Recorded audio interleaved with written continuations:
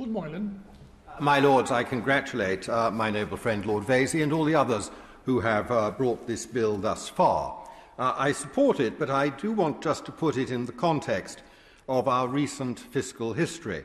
It was Gordon Brown, when Chancellor of the Exchequer, who sought to increase the government's spending power through the great Ponzi scheme of forcing capital expenditure off the government balance sheet and onto the books of quasi-governmental bodies that could ill bear it. The effect was that the bodies that were required to take on their own debt found themselves paying a much higher rate of interest than they would have done if the government had been the borrower. Understandably so, because their credit rating was much lower, and we still live with the hospitals and other cherished institutions that have been burdened by that debt, the cost of which is far higher than it need have been.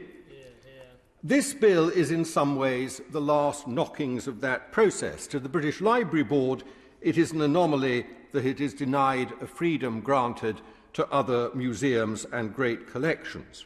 Perhaps we should be asking rather to whose benefit those other institutions were given the power in the first place. And nonetheless, given where we are, this is not a bad bill.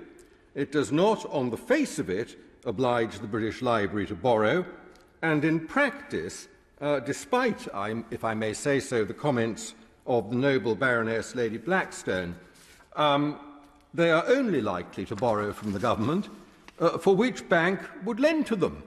Although their land and their, in my view, very fine building by Sir Colin St. John Wilson are valued in the books at over £500 million, they are in effect worthless as collateral, and it is hardly likely that the government would allow the national collection of books and manuscripts to be seized by a bank to redeem a defaulted loan, although if they did, it would be the jumble sale of the century. For all that, should one oppose this modest bill? My Lords, I think not. The British Library is held in such high regard that it would be like depriving a revered aunt of her favourite sherry. I shall not be using my vote to refuse her that tipple, but let us hope it doesn't go to her head.